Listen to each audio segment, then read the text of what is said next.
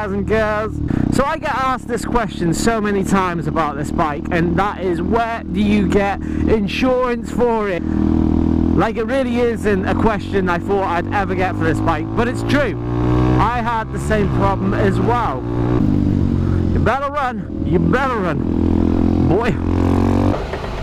That's a problem I had myself when getting this bike, was looking for insurance quotes. Now, I did the whole thing of comparing the market and all that jazz, of looking at comparison sites, but could never find anything whatsoever. So what I did then is I looked at a list of motorcycle insurance companies and phoned a few of them. I ended up going with a company called Bikesure because it was the cheapest quote that I could get from it.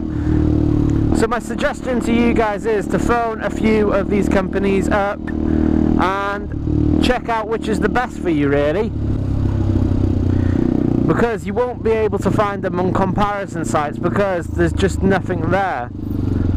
Look at all these Porsches today. I'm guessing there must be like a Porsche rally or something around here. Hopefully we can take a look, unless they're all going home now. I will put a list of a few motorcycle insurance companies here in the UK in my description box below, as well as putting a link to a Benelli TNT 125 Facebook group page. And they have recently put up a few other insurance companies, so that should be interesting for you guys. Okay, so there doesn't seem to be any other Porsches out here, but look at that Bentley, guys. That looks tacky as fuck. I really don't like that. I don't know, I just don't like it when people gold vinyl wrap their cars or bikes or whatever. It just looks tacky as hell. Let's take another look at that tacky car. Boom!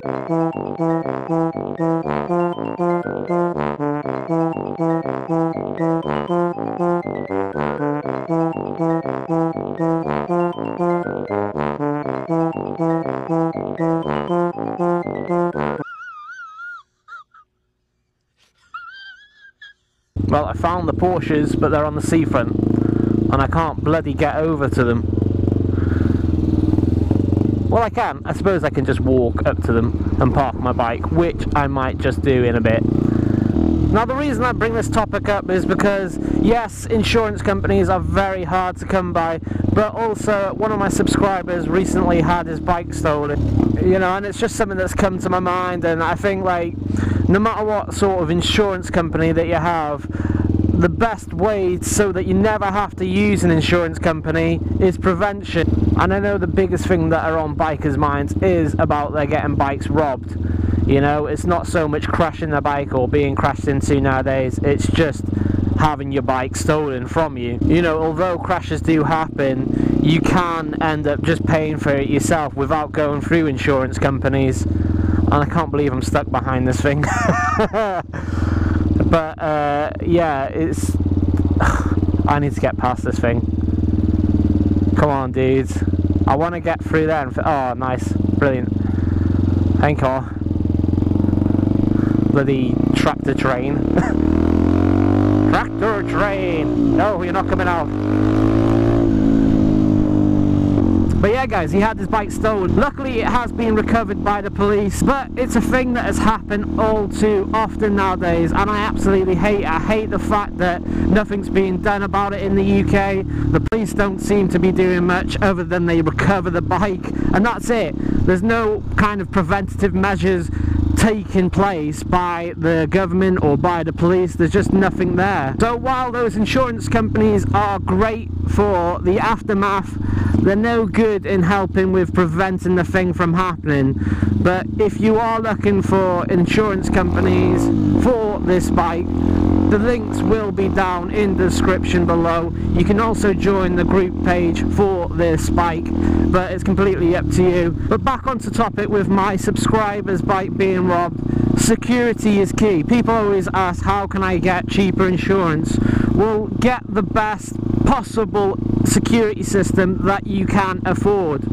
I know it's hard to obviously afford some of these systems like tracking devices, etc., but get the best chain and disc lock that you can afford. Now, these systems won't really prevent your bike from being robbed, but if somebody wants the bike, they're going to take it regardless of having GPS or chain. You know, it doesn't really matter. If somebody wants your bike, they're going to take it. But let's just say you got your bike parked up outside and it's got a lock and it's chained. Then if somebody's going away at it with a grinder, then you're going to hear that probably, you know. And if you don't, if you've got a dog, your dog's definitely going to hear that and make some noise about it. But preventative measures are always the best way to do it, rather than insurance companies. But obviously we need an insurance company to make it legal here in the UK, which is unfortunate because they never do anything and they always try and get out of it.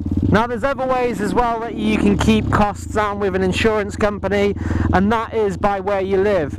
But like I said, not everybody can help where they live. And usually the places with lower crime rates, it usually makes for a cheaper insurance. And also depending on where you keep your bike as well at night. When I had my RKV, I didn't really have that choice, so I had to just lock my bike up to a lamppost outside my house.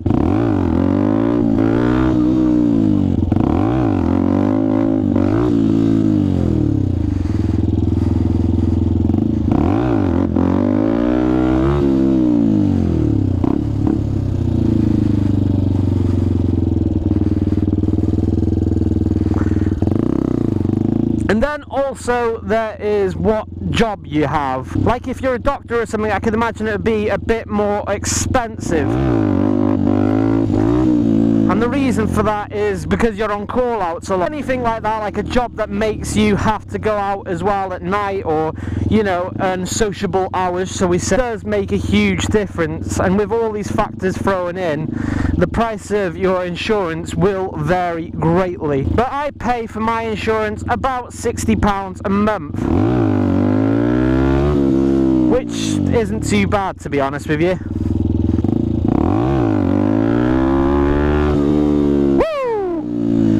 As for insurance, guys, it really is a simple thing to do. Lock your bike up at the end of the night, or every ride that you finish off when you get back. Don't leave it to wait. I know loads of people who have literally done that, where they've just put their bike up and thought, it's alright, I'll leave it a few minutes. Next minute, you know, it's gone. Don't be doing that, guys. It really is not worth it. So guys and girls, this is pretty much what it takes. Hang on, go down the slope before I fall on my ass.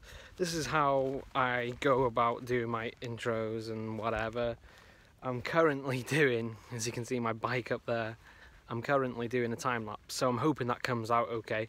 But what I decided I'm gonna do is I'm probably gonna do just one intro.